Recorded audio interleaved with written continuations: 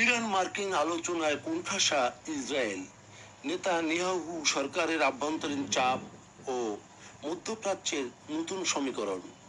বন্ধুগণ, সম্প্রতি new York টাইমসের সাম্প্রতিক প্রতিবেদন অনুযায়ী ইরান ও যুক্তরাষ্ট্রের মধ্যে চলমান বর্তমান কূটনৈতিক আলোচনা ও প্রাথমিক চুক্তি প্রক্রিয়ায় ইসরায়েলকে অনেকটাই একঘরে বা আলোচনার বাইরে রাখা হয়েছে। লেবাননে ৬০ দিনের যুদ্ধবিরতি এবং ইরানের অর্থনৈতিক অবরোধ প্রত্যাহারের মতো বড় সিদ্ধান্তের ক্ষেত্রে তেল আবিবের মতামত উপেক্ষিত হওয়া মধ্যপ্রাচ্যের ভূ রাজনীতিতে একটি নজিরবিহীন ঘটনা। এই পরিস্থিতি বেনিয়ামিন নেতানিয়াহুর অতি ডানপন্থী সরকারের উপর আভ্যন্তরীণ ও আন্তর্জাতিক ক্ষেত্রে তীব্র চাপ সৃষ্টি করেছে। আলোচনায় ইসরায়েলের অনুপস্থিতি ও মার্কিন কৌশল। ঐতিহাসিকভাবে মধ্যপ্রাচ্য বিষয়ে যে কোনো মার্কিন নীতি নির্ধারণে ইসরায়েলের মতামতকে সর্বোচ্চ গুরুত্ব আরোপ করা হয়, কিন্তু বর্তমান চুক্তিতে ইসরায়েলকে সাইড লাইনে বা পাশে সরিয়ে রাখা ওয়াশিংটনের এক বড় কৌশলগত পরিবর্তন। এর সম্ভাব্য কারণ বাইডেন বা ট্রাম্প প্রশাসনের একক অগ্রাধিকার। মার্কিন প্রশাসন হয়তো মনে করছে মধ্যপ্রাচ্যে দীর্ঘমেয়াদী যুদ্ধ এড়াতে এবং বিশ্ব অর্থনীতি ও তেলের বাজার স্থিতিশীল করতে সরাসরি ইরানের সাথে সমঝোতায় আসা জরুরি, এবং সেখানে ইসরায়েলের যুদ্ধবিদ্বেষী মনোভাব বাধা হয়ে দাঁড়াতে পারে। কূটনৈতিক দূরত্ব।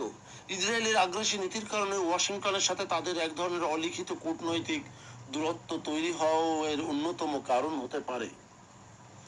অধরা যুদ্ধ লক্ষ্য, অর্থাৎ ওয়ার গোয়ালস, এবং এই নেতানিয়াহুর ব্যর্থতা।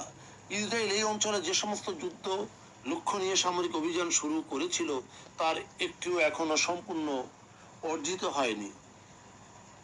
হিজবুল্লাহ সামরিক সক্ষমতা সম্পূর্ণ ধ্বংস করা সম্ভব হয়নি। লেবানন সীমান্তে বাস্তুচ্যুত হাজার হাজার ইসরায়েলি নাগরিককে এখনো নিরাপদ চাদরে ফিরিয়ে আনা যায়নি। বন্দি মুক্তি বা হামাস হিজবুল্লাহর কোমর ভেঙে দেওয়ার যে জোরালো দাবি নেতানিয়াহু করেছিলেন তা এখনো অধরাই রয়ে গেছে। এই লক্ষ্যগুলো পূরণ না হওয়ায় যদি মার্কিন ও ইরানি চুক্তির অধীনে লেবাননে যুদ্ধবিরতি কার্যকর হয়, তবে তা ইসরায়েলের জন্য একটি বড় সামরিক ও কূটনৈতিক পরাজয় হিসেবে গণ্য হবে। নেতানিয়াহু সরকারের উপর আভ্যন্তরীণ তীব্র চাপ। এই ঘটনাকে কেন্দ্র করে ইসরায়েলের আভ্যন্তরে বেনিয়ামিন নেতানিয়াহুর অতি ডানপন্থী কোয়ালিশন সরকারকে এক মহা সংকটের মুখে ঠেলে দিয়েছে। ডানপন্থীদের ক্ষোভ। সরকারের ভেতরে থাকা উগ্র ডানপন্থী শরিকরা যেমন বেন গ্যাভির বা স্মোট্রিচ কোনো ধরনের যুদ্ধবিরতি বা ইরানের সাথে সমঝোতা মেনে নিতে নারাজ। তারা নেতানিয়াহুকে সরকারকে পতনের হুমকি দিচ্ছে। জনগণের অসন্তোষ।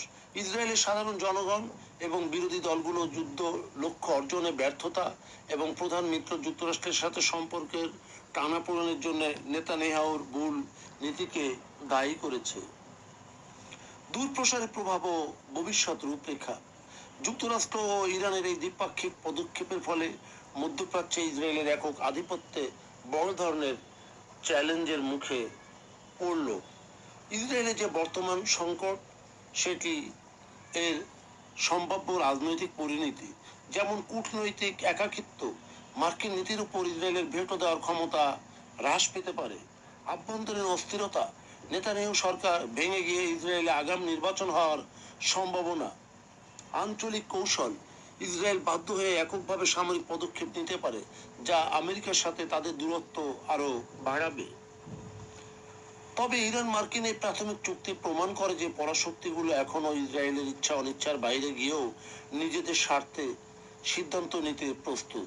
নেতানিয়াহু সরকার যদি এই পরিবর্তিত বাস্তবতার সাথে খাপ খাওয়াতে না পারে, তবে তা কেবল তার রাজনৈতিক ক্যারিয়ারেরই অবসান ঘটাবে না, বরং ইসরায়েলকে আন্তর্জাতিক অঙ্গনে আরো বেশি একঘরে বা বন্ধুহীন করে তুলবে। বন্ধুগণ, যদি আমাদের এই তথ্য গল্প আপনার ভালো লাগে তাহলে লাইক এবং শেয়ার দিন, এবং আজ আমাদের সঙ্গে থাকার জন্য ধন্যবাদ। আমাদের ফলো দিন এবং সাবস্ক্রাইব করুন।